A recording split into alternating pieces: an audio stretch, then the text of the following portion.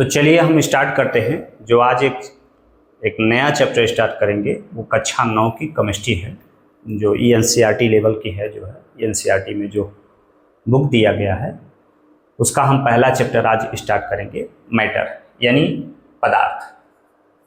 पदार्थ के बारे में हम चर्चा करेंगे। मैटर, ये देख लीजिए, इसी को हम द्रव्य कहते हैं। क्या कहते हैं? द्रव्य भी कहते हैं। द्रव्य, ये देख लीजिए, द्रव्य है। तो सबसे पहले हमको ये ध्यान में रखना चाहिए कि द्रव्य है क्या, पदार्थ क्या है। आप देखते हैं कि संसार में, ब्रह्मांड में, संसार में यानी ब्रह्मांड में जो भी वस्तु दिखाई देती है सभी पदार्थ हैं, सभी द्रव्य हैं। क्या है? सभी द्रव्य हैं। जो भी विश्व में जो भी वस्तुएं हमको दिखाई देती हैं, जो हमारे सराउंडिंग में, हमारे परिवेश में जो भी वस्तुएं हैं वो सभी द्रव्य हैं। ठीक है? क्या है? वो सभी द्रव्य हैं। तो द्रव्य की आप परिभाषा कह सकते हैं कि जो स्थान घेरता है तथा हमारे ज्ञानेंद्रियों द्वारा आभास होता है उसे द्रव्य या पदार्थ कहते हैं। ठीक है? तो आइए हम गौर करते हैं। यहाँ पर देख लीजिए पदार्थ, ये देख लीजिए कोई भी पदार्थ है। पदार्थ छोटे छोटे कणों से मिलकर के बना होता है। पदार्थ छोटे छोटे कणों से मिलकर के बना होता है। ये आप गौर करिएगा, देख लीजिएगा, पदार्थ छोटे छोटे कणों से मिलकर बना होता है। कोई भी वस्तु आप देख लीजिए, उसमें छोटा छोटा कण होता है और कई कणों से मिलकर के बड़ा जो वस्तु बन जाता है वो पदार्थ की कंडीशन कहलाती है। तो यहाँ पर आप ये देख लीजिए, कोई भी आपका शरीर ही ये क्या है? एक पदार्थ है, छोटे छोटे कणों से मिलकर के बना है। कोई भी आपके सामने कोई भी वस्तु रखी गई है, वो पदार्थ है और वो छोटे छोटे कणों से मिलकर बना है। आप संसार में कोई भी वस्तु देखेंगे सब छोटे छोटे कणों से मिलकर के पदार्थ बनता है, यानी द्रव्य बनता है। तो यहाँ पर आप देख लीजिए, हमने छोटे छोटे कणों को हमने दिखा दिया। अब इन छोटे छोटे कणों के अभिलाक्षणिक गुण क्या होते हैं तो देख लीजिएगा, अभिलाक्षणिक गुण क्या होते हैं। तो आइए यहाँ पर हम स्टेप बाय स्टेप आपको बताते हैं। तो पहली कंडीशन आपको दिखाते हैं कि ये जो कण है, जो पदार्थ कणों से मिलकर के बना है, इनके बीच में रिक्त स्थान होता है, खाली स्थान होता है। ये नहीं कि स्थान है, ये नहीं, रिक्त स्थान है, रिक्त स्थान है। तो आप क्या कह सकते हैं कि रिक्त स्थान होता है। किसके बीच में? कणों के बीच। रिक्त स्थान होता है कणों के बीच में। किसके? कणों के बीच में। ये देख लीजिए पहली कंडीशन हो गई। यहाँ पर देख लीजिए रिक्त स्थान दिखाई दे रहा है कि नहीं? देख लीजिए, दो कणों के बीच में रिक्त स्थान होता है। दूसरी पॉइंट क्या होती है? दूसरा इसका अभिलक्षणिक गुण क्या होता है कि ये गतिशील होते हैं। ये कण क्या होते हैं? स्थिर नहीं होते हैं, गतिशील, हमेशा गति करते रहते हैं। क्या होते हैं? गतिशील होते हैं। देख लीजिए, ये दूसरी पॉइंट है। तीसरी पॉइंट क्या है? ये कण एक दूसरे को आकर्षित करते हैं, तभी ये क्या होते हैं? पदार्थ बने रहते हैं। एक दूसरे को क्या करते हैं? एक दूसरे को आकर्षण करते हैं। देख लीजिए, आकर्षण करते हैं। तो यह आकर्षित होते हैं। तो यहाँ पर आप ये बातें गौर कर सकते हैं, एक दूसरे को आकर्षण करते हैं, आकर्षित करते हैं। ये बात आप कंडीशन पर दिखा सकते हैं। ठीक है? तो यहाँ पर आप लोग को ये बातें समझ में आ गई कि ये गतिशील होते हैं, आकर्षण करते हैं। तो ये द्रव्य की बात आप लोग को समझ में आ गई होगी। अब यहाँ पर आपको दिखाएंगे कि द्रव्य की अवस्था क्या होती है। क्या चीज? द्रव्य की अवस्था। द्रव्य की अवस्था के बारे में हम चर्चा करेंगे। तो द्रव्य की तीन अवस्था होती है। द्रव्य की तीन अवस्था होती है। एक ठोस होती है, एक द्रव होती है, एक गैस होती है। तीन अवस्था होती है, सॉलिड, लिक्विड और गैस। ये तीन अवस्थाएं होती हैं। तो आप यहाँ पर ये समझ सकते हैं कि तीन अवस्थाएं होती हैं। किसी भी पदार्थ की तीन अवस्थाएं होती हैं, ठोस, द्रव और क्या? गैस। तो चलिए हम देखते हैं ठोस, द्रव, गैस के बारे में हम चर्चा करेंगे कि ठोस, द्रव, गैस यानी पदार्थ की अवस्था।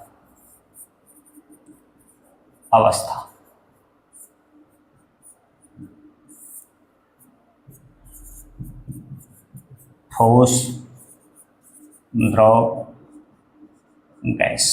ये देखिए, आइए हम व्यवहारिक भाषा में आप लोग को समझाते हैं कि ठोस द्रव। आप लोगों ने अपने परिवेश में आसपास देखा होगा, कोई वस्तु ठोस है, कोई वस्तु द्रव है, कोई वस्तु क्या है, गैस है। ठोस क्या होता है, आप लोग देखते हैं ईंटें और बर्फ, बहुत से ऐसे वस्तुएं हैं जो कि ठोस है। और द्रव क्या है, पानी, ये सभी क्या है, द्रव है। और गैस आप समझते हैं, वाष्प जो होता है ये गैस अवस्था में होती है। तो यहाँ पर आप समझिए, इसकी परिभाषा हम बताते हैं। परिभाषा क्या आपको बतलाएंगे, देखिएगा जरा गौर करिएगा। परिभाषा, जिसका आकार और आकृति, आकार और आकृति, तो यहां पर आप गौर करिएगा,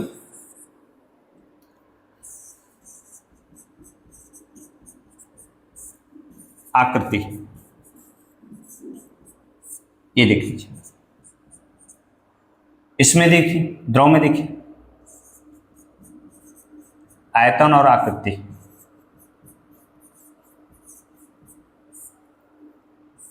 इसको देखिए, आयतन,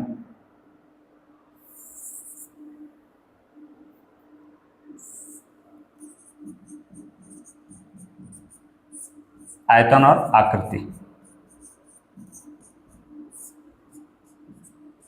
जरा गौर करिए,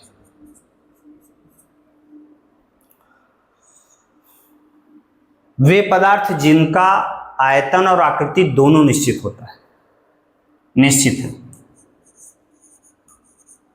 निश्चित है, निश्चित है। आयतन और आयतन और आकृति दोनों निश्चित है। इसमें क्या है, आयतन निश्चित है, अनिश्चित है। इसमें अनिश्चित, अनिश्चित। देखिए, वे पदार्थ जिनका आयतन और आकृति दोनों निश्चित है उसे क्या कहते हैं, ठोस कहते हैं, सॉलिड कहते हैं। द्रव की क्या कहेंगे, द्रव के बारे में, आयतन तो निश्चित होता है लेकिन आकृति अनिश्चित होती है। जिस पात्र में या बर्तन में डालोगे उसी का क्या आकृति ले लेगा, लेकिन आयतन तो निश्चित रहेगा। ये आपको ध्यान में रखना होगा। द्रव की परिभाषा क्या होती है, जिसका आयतन निश्चित हो और आकृति क्या हो, अनिश्चित हो, ऐसे पदार्थ को क्या कहते हैं, द्रव कहते हैं। गैस में क्या कहते हैं, जिसका आयतन और आकृति दोनों अनिश्चित हो उसे हम क्या कहते हैं, गैस कहते हैं। तो ये आप यहाँ पर इसकी परिभाषा दे सकते हैं। देख रहे हैं कि ये ठोस की परिभाषा, ये द्रव की परिभाषा, ये किसकी है, गैस की परिभाषा है। तो आप यहाँ से कभी कभी प्रतियोगिता में सवाल भी पूछ लेता है, ये विकल्प में डाल देता है, तो आप ये विकल्प आप ध्यान रखिएगा, इसको नोट कर लीजिएगा, ठीक है। अब उसके बाद हम देखते हैं कि क्या पदार्थ की अवस्था बदल सकती है, पदार्थ की अवस्था बदल सकती है कि नहीं बदल सकती। देख लीजिएगा, पदार्थ की अवस्था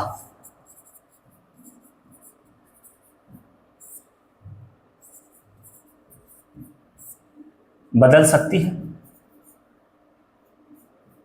क्या पदार्थ की अवस्था बदल सकती है, ये प्रश्न आपसे कर रहा है। तो देख लीजिए, पदार्थ की अवस्था में क्या है, ठोस है, द्रव है, गैस है। तो आप यहां पर देख लीजिए, ठोस, जैसे बर्फ है, क्या ठोस इसकी अवस्था बदल सकती है, क्या द्रव है, क्या इसकी अवस्था जैसे जल, इसकी अवस्था बदल सकती है, क्या गैस है, ठीक, वाष्प, क्या इसकी अवस्था बदल सकती है। तो हां, इसकी अवस्था बदल सकती है। अवस्था बदलने के लिए दो बातों को ध्यान में रखना होगा, दो कारक इस पे काम करेंगे। किसी भी पदार्थ की अवस्था चेंज होने के लिए दो कारक काम करेंगे। पहला कारक क्या होगा, पहला कारक जो होगा वो ताप परिवर्तन होगा। दूसरा कारक जो होगा वो दाब परिवर्तन होगा। देख लीजिए, ये दो बातें आपको ध्यान में रखना। ताप परिवर्तन करके पदार्थ की अवस्था बदली जा सकती है, दाब परिवर्तन करके पदार्थ की अवस्था को बदली जा सकती है। तो यहाँ पर आप ये बातें ध्यान में रख सकते हैं कि दाब परिवर्तन और ताप परिवर्तन करके कैसे ठोस, द्रव, गैस की अवस्था को क्या किया जा सकता है, बदला जा सकता है। तो आइए देखते हैं कैसे हम बर्फ से द्रव बदलेंगे, द्रव से गैस में बदलेंगे, और गैस से द्रव में बदलेंगे, और द्रव से ठोस में कैसे बदलेंगे, इनके दाब परिवर्तन और ताप परिवर्तन के आधार पर। तो चलिए, परिवर्तन होता है तो ताप परिवर्तन के आधार पर, ताप परिवर्तन के आधार पर, चलिए ताप परिवर्तन के आधार पर यहाँ पर देखेंगे कि जैसे ठोस है, ठोस पदार्थ कैसे द्रव में बदलता है, और द्रव पदार्थ कैसे गैस या वाष्प में बदलता है, वाष्प, ये देखिए वाष्प पदार्थ कैसे द्रव में बदलता है और द्रव पदार्थ कैसे ठोस बदलता है। तो ये आपका जो है ये ताप परिवर्तन के आधार पर होता है। किसके परिवर्तन के आधार पर? ताप परिवर्तन के आधार पर। तो यहाँ पर देखेंगे कि जब किसी ठोस पदार्थ को, एक उदाहरण लेते हैं जैसे बर्फ हो गया, अगर हम बर्फ को क्या लगाएंगे, ताप देंगे, क्या देंगे, ताप देंगे, तो इसमें जो है ऊष्मा मिलते हैं, इसकी गतिज ऊर्जा, जैसे पदार्थ का, ये कोई पदार्थ है और ठोस पदार्थ है, इनके बीच क्या है, रिक्त स्थान बहुत कम है रिक्त स्थान लेकिन बहुत कम है। अगर हमने इसमें ताप दे दिया, क्या दे दिया, ताप दे दिया, यदि आप ताप देंगे तो इसमें गतिज ऊर्जा बढ़ जाएगी। क्या हो जाएगी, गतिज ऊर्जा बढ़ जाती है। जब गतिज ऊर्जा, यानी जब ताप देते हैं तो ऊष्मा मिलता है, जब ऊष्मा मिलता है तो इसकी गतिज ऊर्जा बढ़ जाती है। जब गतिज ऊर्जा बढ़ जाती है तो ये कण जो है बहुत तेजी से गति करना शुरू कर देते हैं, और इनके बीच जो होता है, जब ये तेजी से गति करना शुरू कर देते हैं तो आकर्षण बल क्या होता है, कम होने लगता है, जिससे ये दूसरी अवस्था में चले जाते हैं, जिसको कहते हैं हम, इनके बीच स्पेस जो होता है, स्थान जो होता है, ज़्यादा हो जाता है, कणों के बीच में स्थान क्या हो जाता है, ज़्यादा हो जाता है। तो ये हम कह सकते हैं कि ये द्रव अवस्था हो गई। क्या कहते हैं, आप यहाँ पर कह सकते हैं कि जब कोई ठोस पदार्थ को ताप दे देंगे तो ये क्या होना, गलन की क्रिया हो जाएगी। क्या होगी, गलन हो जाएगी, और जितने ताप पर यह क्रिया होती है उसे हम लोग क्या कहते हैं, गलनांक कहते हैं। क्या कहते हैं, गलनांक कहते हैं। अब देख लीजिए, जब यही प्रक्रिया हम क्या करेंगे, द्रव पर जब ताप देंगे तो ये क्या हो जाएगी, द्रव से किसमें, वाष्प में बदलने की क्रिया को हम क्या कहेंगे, क्वथन कहेंगे। क्या कहेंगे, क्वथन। जितने ताप पर यह क्रिया हो जाएगी वो क्या कहेंगे, क्वथनांक कहेंगे, क्वथनांक। देखिएगा, क्वथनांक, ये देख लीजिए क्वथनांक। अब देख लीजिए, जब हम ताप को निकालना शुरू कर देंगे, वाष्प है इसमें से ताप कम करना शुरू कर देंगे तो ये क्या होगा, द्रवण हो जाएगा, द्रवण। जितने ताप पर ये क्रिया होगी उसे क्या कहेंगे, द्रवणांक कहेंगे। और ये देख लीजिए, जब हम द्रव से ठोस में बदलने की क्रिया को क्या कहेंगे, हम क्या कहेंगे, हिमायन कहेंगे, हिमायन। और जितने ताप पर यह क्रिया होगी उसे क्या कहेंगे, हिमांक कहेंगे। क्या कहेंगे, हिमांक। ये देख लीजिए, आप यहां पर इस बात को गौर कर लीजिएगा, जरा गौर करिएगा। एक व्यवहारिक ढंग से आपको समझाते हैं। क्या व्यवहारिक ढंग से समझाते हैं, जब आप बर्फ को ताप दोगे तो वो क्या हो जाएगी, जल हो जाएगी, और जब जल को और ताप दोगे तो वाष्प बदल जाएगी। वाष्प को क्या करोगे, जब ताप कम कर दोगे तो फिर द्रव हो जाएगा, जल हो जाएगा। फिर जल को क्या करोगे, ताप और निकाल लोगे तो क्या हो जाएगा, वो बर्फ हो जाएगा। जैसे फ्रिज में आप रखते हैं ना, तो फ्रिज की कंडीशन क्या हो, तो देख लीजिएगा, वाष्प से क्या हो जाएगा, द्रव में हो जाएगा, द्रव से क्या हो जाएगा, ठोस, यानी बर्फ बन जाएगा। फिर अगर आप उसको गर्म करेंगे, ठोस से क्या हो जाएगा, द्रव हो जाएगा, द्रव से क्या हो जाएगा, वाष्प हो जाएगा। तो ये कंडीशन आप यहाँ पर इस बात को देख सकते हैं कि ताप परिवर्तन के कारण किसी भी पदार्थ की अवस्था बदल जाती है। क्या बदल जाती है? ठोस है द्रव हो जाएगा, द्रव से क्या हो जाएगा? वाष्प हो जाएगा। अगर उसका ताप निकालेंगे, ताप परिवर्तन करेंगे, वाष्प से क्या हो जाएगा? अगर उसका ताप कम करेंगे तो द्रव हो जाएगा, और कम करेंगे तो क्या हो जाएगा? ठोस हो जाएगा। तो ये आपका साइकिल ऐसे चलता रहता है। तो आप बात यहां पर समझ गए होंगे। जैसे आप यहां पर इस बात को गौर करिए, ये तालाब है, ये तालाब है। अब इसमें क्या होता है? सूर्य की रोशनी पड़ती है, सूर्य की रोशनी आ रही, तो ये क्या हो जाएगा? ये द्रव है, द्रव है कि नहीं? तो ये वाष्प बन करके कहाँ ऊपर उठने लगता है, ऊपर उठने लगता है। तो यहाँ पर देख लीजिए ये क्या हो जाता है? ये जम जाता है, बादल बनना शुरू कर। फिर इसका क्या होता है? जब ये 100% संघनित हो जाता है, संघनित होकर के फिर क्या करता है? ये फिर बूंदें बन करके गिरने लगती हैं, देख लीजिए वर्षा होने लगती है। तो यहाँ पर आप ये बातें गौर कर सकते हैं। इसी क्रिया पर ये देख लीजिए संघनित होता है और वाष्प बनता है, फिर जमता है, फिर द्रव बनता है। तो ये कंडीशन यहीं पर चलती है, ठीक है। ताप परिवर्तन होने के कारण पदार्थ की अवस्था क्या हो जाती है? बदल जाती है। तो ये बातें आप गौर कर सकते हैं। चलिए दाब के कारण देख लीजिए। अगर हम दाब की कंडीशन करें कि दाब परिवर्तन के कारण, दाब परिवर्तन के कारण, दाब परिवर्तन के कारण अवस्था परिवर्तन, पदार्थ की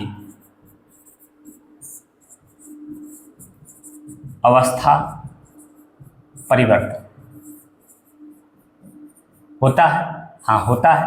देख लीजिएगा एक सिलेंडर है,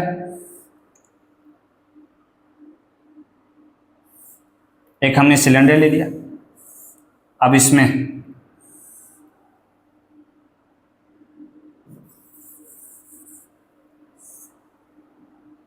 ये देख लीजिए, ये आप देख लीजिए ये वाष्प है। क्या है? वाष्प है। एक सिलेंडर हमने लगा दिया, एक सिलेंडर हमने लगा दिया, देख लीजिए यहां पर एक सिलेंडर, दूसरा सिलेंडर लगा, यही सिलेंडर। अब हमने प्रेशर को बढ़ा दिया, देख लीजिएगा प्रेशर को हमने बढ़ा दिया। तो ये द्रव है, क्योंकि इनके क्या होता है? रिक्त स्थान क्या हो जाता है? कम हो जाता है। तो ये द्रव रह जाता है। ये वाष्प है, ये क्या है? द्रव हो गया। यहां पर देख लीजिए दाब बढ़ाने के कारण, दाब लगा रहे हैं, दाब लगा रहे हैं, देख लीजिएगा यहां पर देख लीजिए। जब हम दाब कम था, वाष्प था, दाब कम था, ये वाष्प था। जैसे जैसे हम दाब बढ़ाते चले गए, देख लीजिए इसके कणों के बीच के स्थान क्या होते चले? कम होते चले। तो इसकी अवस्था बदल गई। किस में हो गया? ये वाष्प से किस में हो गया? द्रव में हो गया। और अवस्था, और दाब लगाएंगे तो अवस्था और बदल जाएगी। किस में हो जाएगी? ठोस में हो जाएगी। तो आप यहां पर कह सकते हैं कि दाब परिवर्तन के कारण भी पदार्थ की अवस्था को बदला जा सकता है। तो यहां पर ये आप दिखा सकते हैं, ठीक है। तो यहां पर ये कंडीशन क्लियर हो गया ना, कैसे होता है कैसे नहीं, ये बात आप समझ सकते हैं। चलिए इस बात को आप गौर करिएगा। वाष्पीकरण क्या है? वाष्पीकरण, वाष्पीकरण की परिभाषा कब बनाई? आप जानते हैं कि ठोस, द्रव, गैस के पदार्थों में भिन्न भिन्न क्या होती हैं? ऊर्जाएं, गतिज ऊर्जा होती है, भिन्न भिन्न गतिज ऊर्जा होती है। ठोस की गतिज ऊर्जा अलग होती है, द्रव की गतिज ऊर्जा अलग होती है, और गैस की गतिज ऊर्जा अलग अलग होती है। तो जरा इस बात को गौर करिएगा कि जब द्रव, ये द्रव है, द्रव है, द्रव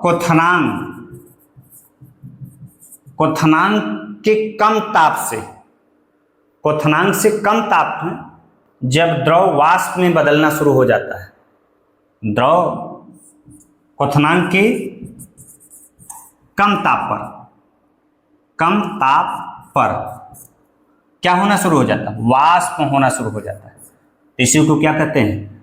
वाष्पीकरण कहते हैं, ठीक है। परिभाषा क्या बनाएंगे कि जब द्रव क्वथनांक से कम ताप पर वाष्प में बदलना शुरू हो जाता है तो उसी क्रिया को क्या कहते हैं? वाष्पीकरण कहते हैं, ठीक है ना। यहां तक